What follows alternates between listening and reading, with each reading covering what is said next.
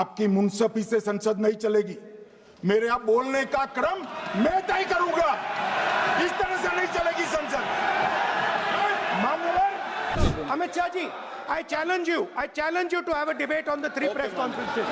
हर दिन इन्होंने यहाँ पे तमाशा किया है, हमारा दिल दहल जाता था इनको देखकर। SIR Gandhi not even voted in that election. I am challenging Home Minister. Okay. Sonia Gandhi not even voted that election. Can you prove it? 1 से 19 दिसंबर ये वो ड्यूरेशन है जिसमें संसद का शीतकालीन सत्र चलना है। आज 10 तारीख बीत गई, यानी विंटर सेशन आधा समाप्त। पिछले 2 दिन वंदे मातरम और इलेक्टोरल रिफॉर्म पर खर्च हो चुके हैं। प्रदूषण, गिरता रुपया, इंडिगो, रोजगार जैसे तमाम मुद्दे अब भी इंतजार में बैठे हैं कि कब उनका नंबर आए। हम और शायद आप भी इसी इंतजार में बैठे हैं, पर संसद इतिहास की चर्चा में ज्यादा मशगूल नजर आती है। खैर, लौटते हैं जो हुआ उस पर। लोकसभा आज फिर भयानक गरमाई रही। कल राहुल गांधी ने SIR पर सवाल पूछे थे, आज जवाब देने आए अमित शाह। जवाब सुनते वक्त राहुल कई बार गुस्सा कर खड़े हुए, शाह भी तमतमाकर जवाब देते नजर आए। अंत में वॉकआउट तक हो गया। कैसे हुआ, क्यों हुआ, सब बताएंगे। नमस्ते, मेरा नाम है सौरभ त्रिपाठी और आप देख रहे हैं संसद की बात। सीधे आज आपको फिर से लोकसभा लिए चलते हैं, जहां आज भरपूर बवाल हुआ SIR के मोर्चे पर। नेता प्रतिपक्ष राहुल गांधी कल लगातार गृह मंत्री अमित शाह की तरफ इशारा करके जवाब मांग रहे थे। आज अमित शाह जवाब देने आए। जवाब के दौरान खूब बवाल हुआ। राहुल गांधी कई बार खड़े हुए। अमित शाह वोट चोरी के जवाब में नेहरू इंदिरा की कथित वोट चोरी गिनाने लगे। देखिए, मैं 3 वोट चोरी की घटनाएं बताना चाहता हूं। सबसे पहली घटना हुई आजादी के बाद देश का प्रधानमंत्री तय करना था। तय कौन करना था? तो उस वक्त के जितने प्रांत थे, इसके कांग्रेस के अध्यक्ष होने, उनके एक वोट से तय होना था। अब 28 वोट श्री सरदार पटेल को मिले और 2 वोट जवाहरलाल नेहरू जी को मिले।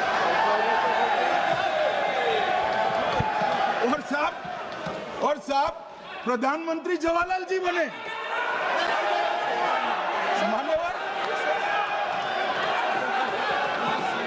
मान्यवर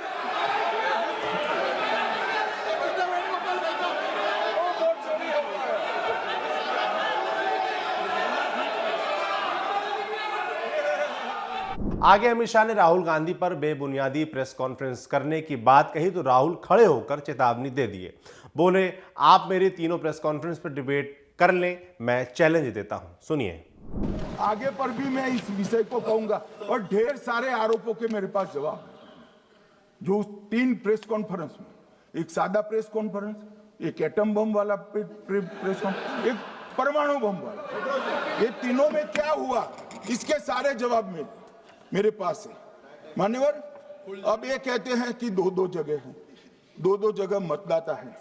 मान्यवर, किन किन लोगों के 2-2 जगह मतदाता, मैं इसमें जिनके नाम 2 जगह रजिस्टर्ड है उसका दोष नहीं निकालता मैं, क्योंकि एक जगह से कोई व्यक्ति दूसरी जगह गई तो 2010 के बाद इसको डिलीट करने का अधिकार आरओ के पास से ले लिया गया। इसके कारण ये विसंगतियां खड़ी हुई है। किसके हैं? श्री प्रशांत किशोर जी के 2 जगह मतदाता है, पवन खेरा जी का भी है, तेजस्वी यादव का स्वयं का है, टी सिद्दीकी NIC केरल के नेता का है, मान्यवर संजय सिंह आप पार्टी के नेता के हैं, एक किशोरी पेडनेकर UBT शिवसेना के हैं, इनका भी है। मान्यवर, कल एक सवाल था जो हिंदुस्तान के इतिहास में पहली बार डिसीजन लिया गया कि इलेक्शन कमिश्नर्स को फुल फुल इम्यूनिटी दी जाएगी। ठीक है, ये है ना, इसका जवाब इसका पीछे मैं खत्म नहीं किया सर। इसके पीछे जो थिंकिंग थी वो हमें सबसे पहले बताएं। ठीक है। दूसरी बात, नहीं, हरियाणा की जहां इन्होंने बात की, इन्होंने एक उदाहरण लिया, वहां पर अनेक उदाहरण हैं। वो भी आपने दिया था ना, 19 वो भी आपने दिया था, इसलिए वो भी 19 लाख वहां पे फेक लोग, वो उदाहरण आपने दिया था, इसलिए उसका जवाब दिया। और ये भी हमें बता दीजिए, actually let us have a debate on my press conference, let us go, let us have very good idea. Let us have a debate on the Okay. press conference. Okay. माननीय Amit Shah ji, I challenge you to have a debate on the three press conferences. Please please please ठीक है, बैठ जाए। आगे राहुल अपने सवालों पर जवाब मांगने के खड़े हुए तो अमित शाह गुस्सा आ गए और बोले, मेरे बोलने का क्रम मैं तय करूंगा, जिसके बाद संसद में खूब हंगामा हुआ। देखिए, विपक्ष के नेता महोदय कहते हैं कि पहले मेरी बात का आप जवाब दीजिए, मैं सुनना चाहता हूं। आपकी मुनसफी से संसद नहीं चलेगी। मेरे आप बोलने का क्रम मैं तय करूंगा, इस तरह से नहीं चलेगी संसद। मान्यवर, उनको धैर्य रखना चाहिए, उनको धैर्य रखना चाहिए मेरा जवाब सुनने का। इनकी एक एक बात का जवाब मैं दूंगा, मगर मेरे भाषण का क्रम वो तय नहीं कर सकते, मैं करूंगा, क्योंकि मैं बोल रहा हूं। मन आगे अमित शाह ने सोनिया गांधी पर एक आरोप लगाया जिस पर खूब बवाल हुआ। देखिए इसको। अभी अभी एक वाद पहुंचा है, वाद मतलब डिस्प्यूट पहुंचा है दिल्ली की सिविल अदालत में। उसमें डिस्प्यूट ये है कि सोनिया गांधी जी इस देश की नागरिक बनने से पहले मतदाता बने।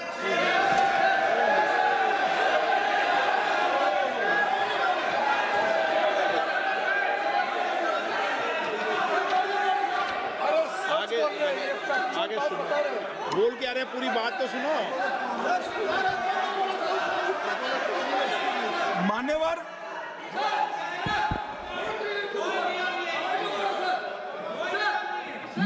मैंने इतना ही कहा है कि अदालत में केस चल रहा है जो फैक्चुअल है।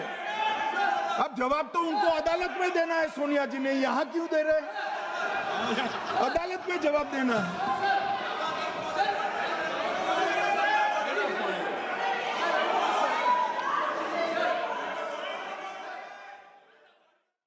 जवाब भी सुनिए कांग्रेस पार्टी का। Sir, that Ross Avenue court dismissed that case without, there is no substance in that Okay. case. After Gandhi not even voted in that election. I am challenging Home Minister. Okay. Sonia Gandhi not even voted that election. Can you prove it? Can you prove it? Sir, misleading statement a Home Minister doing. और इसी बहस के बीच विपक्ष walkout कर गया, जिस पर सत्ता पक्ष खासा नाराज दिखा। आप जब बोलते हैं तो इधर भी सुनते हैं, पूरे सुनने की क्षमता रखो। सर, ये लोग डर गए हैं, जवाब नहीं सुन सकते हैं। इतना दिनों से देश के सामने में झूठ फैला करके इन्होंने गुमराह करके चर्चा मंगा। आज गृह मंत्री जी एक एक बात का जवाब दे रहे हैं, ये भाग गए, डर गए, सुन भी नहीं सकते। ये अगर ये सुन नहीं सकते हैं, इतना दिनों से संसद का समय बर्बाद क्यों किया?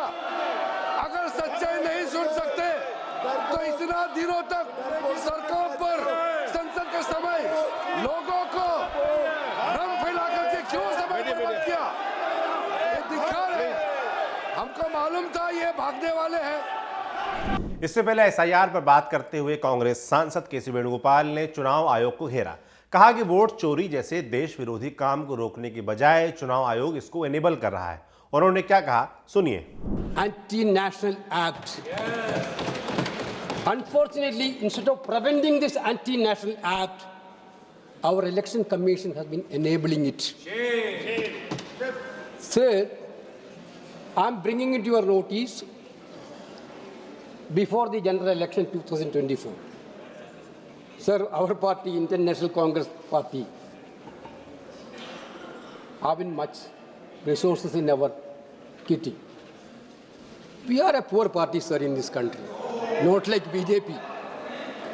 Just before the general election, what happened, sir? Our entire account had been frozen. What was the reason? Delaying of income tax return for 2 weeks.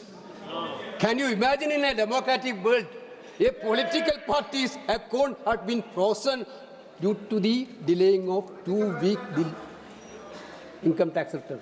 That too just before the general election. This was the attitude. Election Commission, we filed a petition to Election Commission. They didn't intervene at all. You can see that entire country whenever an election is going to be announced, income tax will be very active, CBI will be active, and ED will be active. Raid after raid, every day raid against the opposition. This is not happening to the BJP people. SIR पर आगे सरकार की ओर से मोर्चा संभाला भाजपा नेता रविशंकर प्रसाद ने। उनके भाषण में अखिलेश यादव के खिलाफ तंज था। कहा, हमारे समाजवादी मित्र यूं तो भारत की बात करते रहते हैं, लेकिन संसद में जर्मनी के बैलेट की तुलना भारत से करते हैं। कांग्रेस ने बीते दिन सत्ता पक्ष पर संस्थानों के साथ खिलवाड़ का आरोप लगाया था। पलटवार में रविशंकर प्रसाद ने बोला कि कांग्रेस पार्टी राष्ट्रपति के साथ मजाक करती है। और क्या कहा, सुनिए।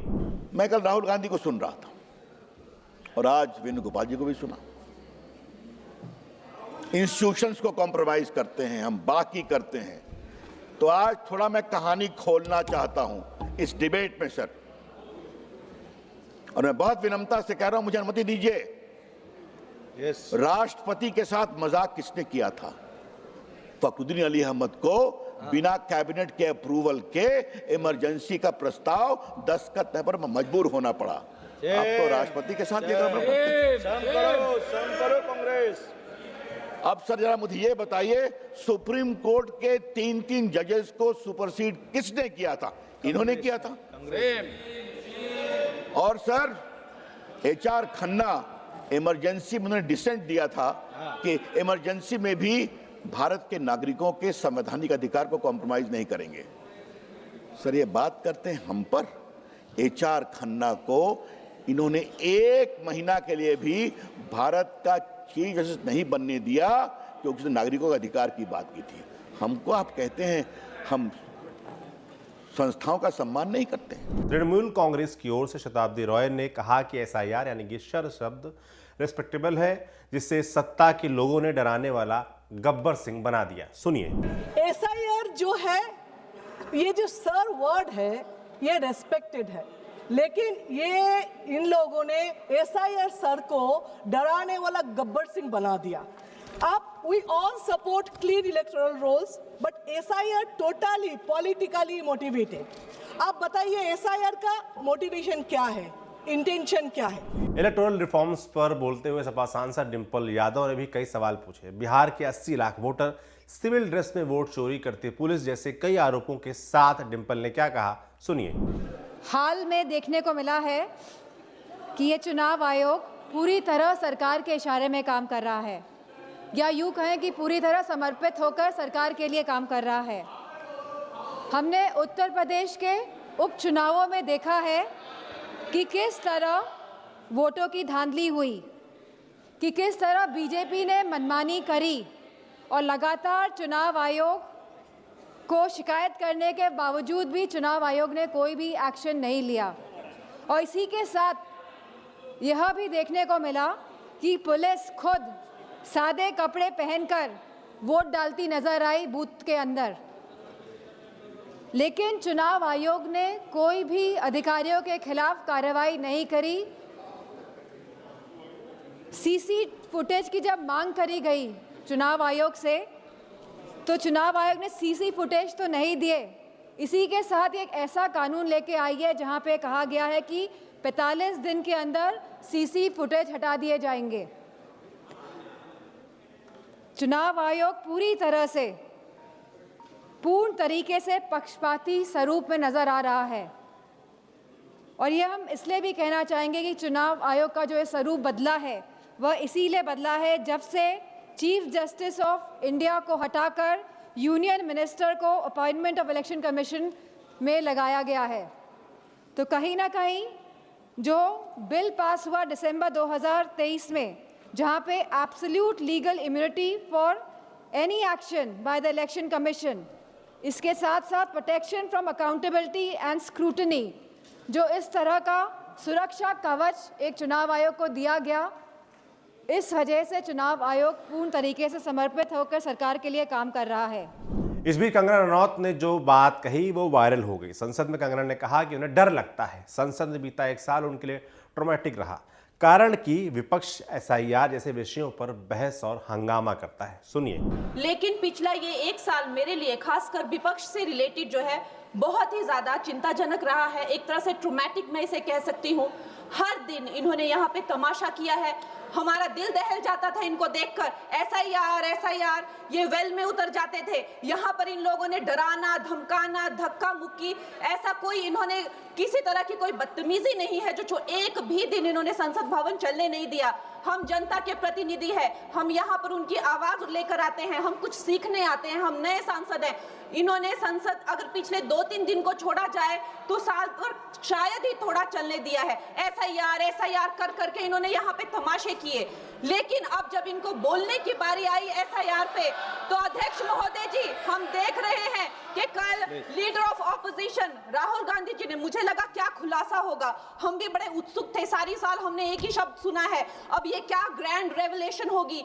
लेकिन राहुल गांधी जी जो लीडर ऑफ ऑपोजिशन है, उन्होंने कल जब कहा खादी है, खादी में धागे हैं, धागे में लोग हैं, लोगों के अंदर, उनको जब कहा गया कि आप पॉइंट की बात कीजिए, तो उन्होंने कहा कि मैं अपना फ्रेम कर रहा हूं, मैं अपना आर्ग्यूमेंट फ्रेम कर रहा हूं। और इतनी देर बाद जब वो फ्रेम करके पहुंचे तो ले देकर वो वापस उसी अंतर्राष्ट्रीय मूल की महिला, अध्यक्ष जी, मैं एक महिला होने के नाते आपसे रिक्वेस्ट करना चाहती हूं कि every woman is entitled to her dignity. वो अंतर्राष्ट्रीय मूल की है, विदेशी महिला है, लेकिन उन्होंने कितनी बार आकर उन्होंने सोशल मीडिया पे कहा है कि मैं कभी भारत नहीं गई हूं, मेरा हरियाणा चुनाव से कुछ लेना देना नहीं है। लेकिन फिर भी ये लोगों ने बिना किसी ठोस सबूत के उनका यहाँ पे फोटो बना के उन्होंने उनको उछाला, यहाँ पे उनकी तस्वीर उछाली यहाँ पर और यहाँ पर ब्लैक कार्ड यूज करना भी अलाउ नहीं है। इन्होंने फिर भी नियमों का उल्लंघन किया। मैं चाहती हूँ सबसे पहले तो मैं इस सदन की तरफ से उन महिला से बहुत ही माफी मांगती हूँ कि इस सदन में बिना कि उनकी आजकल जो पर्सनैलिटी राइट्स का भी एक बहुत बड़ा क्राइम होता है, उसके उपरांत उनका फोटो यहाँ यूज किया गया, मुझे बहुत खेद है। भारतीय संसद भवन की तरफ से हम उनसे माफी मांगते हैं। एसआईआर में बात रखते हुए पूर्णिया के सांसद पप्पू यादव ने ईसीआई और सरकार से सवाल किया। ईवीएम के बजाय बैलेट पेपर की वकालत करते हुए कहा कि बैलेट पर विपक्ष जीत रहा था बिहार में। सुनिए। लगभग 69,000 और 69 लाख वोट कटे हैं, इसमें 99% दलित है, ईबीसी है, आदिवासी है, ओबीसी है और माइनॉरिटीज के लोग हैं। मैं पहला सवाल सरकार से पूछना चाहता हूं, क्या बाहर जितने लोग थे किस आधार पर इन लोगों का नाम कटा, तकनीकी कारण क्या था? आधार का लिंक आपने मान लिया या जिसमें थोड़ी त्रुटि थी उसको भी आपने मान लिया? बीएलओ और इनके पार्टी पदाधिकारी एक जगह बैठकर वोटर लिस्ट के आधार पर जो वोट लोकसभा के 24 में मापदंड तय किया कि ये कितना से हारे किस विधानसभा में, उसी आधार पर इन्होंने बिहार के एसआईआर को करने का निर्णय लिया। 2 वोट भी इनको नहीं मिले पूरे बिहार में जो रोहतांग थे, और ना ही कोई घुसपैठ थी। इन्होंने एक समाज और समुदाय वर्ग को इस घुसपैठ के नाम पर इतनी गालियां दी और इतना नफरत पैदा किया कि बाइफर्केशन करने की कोशिश नफरत के आधार पर किया। हैदराबाद के सांसद असदुद्दीन ओवैसी ने भी एसआईआर पर बात रखी। ओवैसी ने भी एसआईआर को एनआरसी बताया और चुनाव सुधार के उपाय सुझाते हुए जर्मनी का उदाहरण दिया। वोटिंग एज को कम करने की सलाह भी दी। सुनिए। Election commission is putting the burden of proof on the voter. It is completely in violation of the Representative People Act 1950, electoral rules of 1960 passed by this House and the Supreme Court judgment of Lal Babu Sen sir. SIR sir has turned this head on its head and puts onus on the voters sir. बहस के अलावा संसद में question our में कुछ सवाल भी उठाए गए। जेएमएम के गिरिडीह सांसद चंद्र प्रकाश चौधरी ने फैक्ट्री और कोयला खनन से निकलने वाली जहरीली गैस और धुएं का मुद्दा उठाया। देखिए। सरकार के द्वारा प्रस्तावित गैस खनन मिशन का हेरिटेज का मैं स्वागत करता हूं, स्वागत योग्य है, लेकिन जब स्थानीय लोगों के जान, स्वास्थ्य, सुरक्षा और आजीविका खतरे में है तो ऐसे चीज़ों पर ध्यान रखना चाहिए और धरातल पर उतारने का प्रयास होना चाहिए। इस संदर्भ में मैं सरकार ट्रेनिंग दे दो इनको, और इस संबंध में मैं सरकार का ध्यान आकर्षित करना चाहता हूं कि केंदुआ डी आसपास के क्षेत्र में जहरीली गैस का रिसाव आज भी हो रहा है। दुर्घटना, कई बार दुर्घटना भी हुआ है। प्रभावित क्षेत्रों के लिए लोगों को पुनर्वास की कोई व्यवस्था नहीं है। खनन गतिविधि पारदर्शिता नहीं है, जिसके कारण लोगों को काफी परेशानी हो रही है। जवाब में सतीश चंद्र दुबे कोयला राज्य मंत्री ने क्या जवाब दिया वो भी आपको सुनना चाहिए। कि आज के समय में कोल का उत्पादन का 80% पावर प्लांट पे हम लोग देते हैं और आज के समय में 25 दिन का पावर प्लांट पे 50 मिलियन टन कोयला उपलब्ध है और उसका कोयला का उत्पादन का 80% हम पावर प्लांट पर देते हैं और 20% ही अदर उद्योग फैक्ट्री को देते हैं और समय समय से डिमांड आता है उसके हिसाब से हम लोग देते हैं। और रहा बात वहाँ का विस्थापन का, तो उस पर लोकल प्रशासन, वहाँ के राज्य का मुख्यमंत्री द्वारा, वहाँ के सरकार के द्वारा पुनः सहयोग नहीं मिल पाता है पूर्ण ढंग से, जिसके चलते वहाँ लोकल में परेशानी है, पुनर्स्थापन करने में परेशानी हो रही है। ऐसे सवाल जवाब होते रहने चाहिए पर कम होते दिखते हैं, इनकी संख्या बढ़नी चाहिए। खैर, अब आपको लिए चलते हैं राज्यसभा की ओर, जहां लगातार दूसरे दिन वंदे मातरम पर बहस हुई। कांग्रेस सांसद जयराम रमेश ने वंदे मातरम के मुद्दे पर सत्ता पक्ष पर तुष्टीकरण का आरोप लगाते हुए क्या कहा, सुनिए। 28 अक्टूबर 1937 को सीडब्ल्यूसी का प्रस्ताव पारित होता है वंदे मातरम को लेकर, इसका भी जिक्र हुआ। और कौन कौन थे उस सीडब्ल्यूसी में? कोलकाता में महात्मा गांधी, नेताजी सुभाष चंद्र बोस, सरदार पटेल, जवाहरलाल नेहरू, मौलाना आजाद, गोविंद वल्लभ पंत, आचार्य कृपलानी, इनके खिलाफ आप तुष्टीकरण का इल्जाम लगा रहे हैं। तुष्टीकरण इनका है। सारा वर्किंग कमेटी तुष्टीकरण तुष्टीकरण तुष्टीकरण, गृह मंत्री बोलकर चले गए। तुष्टीकरण तुष्टीकरण उन्होंने की। सीडब्ल्यूसी का सर्वसम्मति से यह पारित होता है कोलकाता के सीडब्ल्यूसी के बैठक में। इसके बाद 30 अक्टूबर 1937 को रविंद्रनाथ टैगोर, गुरुदेव रविंद्रनाथ टैगोर खुद एक प्रेस वक्तव्य देते हैं जो आनंद बाजार पत्रिका में छपता है। और उस प्रेस वक्तव्य में वो कहते हैं कि मैंने सीडब्ल्यूसी को ये एडवाइस दिया और मेरे एडवाइस पर उन्होंने ये रेजोल्यूशन पारित किया ताकि सारा वंदे मातरम नहीं पर वंदे मातरम को कुछ पंक्तियां नेशनल, तब उन्होंने कहा था नेशनल एंथम, बाद में बना नेशनल सॉन्ग। वंदे मातरम की बहस को अब थोड़ा विराम देते हैं। 2 दिन से संसद में पर्याप्त चर्चा उस पर हो ही चुकी है। कुछ आपके काम की बात कर लेते हैं, जो आपसे जुड़े मुद्दे उठे उन पर बात करते हैं। राज्यसभा में चर्चा के दौरान भाजपा सांसद रेखा शर्मा ने देश में महिलाओं के लिए gender sensitive mental health centre बनाने की मांग रखी। सुनिए उन्होंने क्या कहा। Survivors of domestic violence, cyber harassment, acid attacks, trafficking and workplace abuse frequently carry long-lasting psychological scars. These traumas affect not only emotional well-being but also women's ability to rebuild their lives, pursue education and employment, and participate fully in society. Bhajpa सांसद तेजवीर सिंह ने गांव के school में digital education lab मुहैया कराने का सवाल उठाया। देखिए। मैं माननीय मंत्री जी से जानना चाहता हूं कि सरकार द्वारा हाल ही में घोषित विद्यालय अवसंरचना आधुनिकीकरण रूपरेखा के अंतर्गत सरकारी विद्यालयों में स्मार्ट क्लासरूम, डिजिटल लैब और कौशल आधारित सुविधाओं की स्थापना के साथ साथ शिक्षकों के प्रशिक्षण और डिजिटल सामग्री उपलब्ध कराने की क्या व्यवस्था की गई है, विशेषकर ग्रामीण व दूरस्थ क्षेत्रों में। सवाल का जवाब देते हुए शिक्षा मंत्री ने जो कहा वो भी सुन लीजिए। इसी साल बजट में इसी विषय को आगे बढ़ाने के लिए 2 महत्वाकांक्षी योजनाओं का घोषणा किया गया है। आने वाले दिनों में 1-2 सालों के अंदर भारत की सभी सेकेंडरी स्कूल में, जितने हाई स्कूल से सेकेंडरी स्कूल से सभी में ब्रॉडबैंड और भारत नेट के तहत सभी में इंटरनेट, आज स्कूल में लगभग 60% इंटरनेट पेनिट्रेशन है।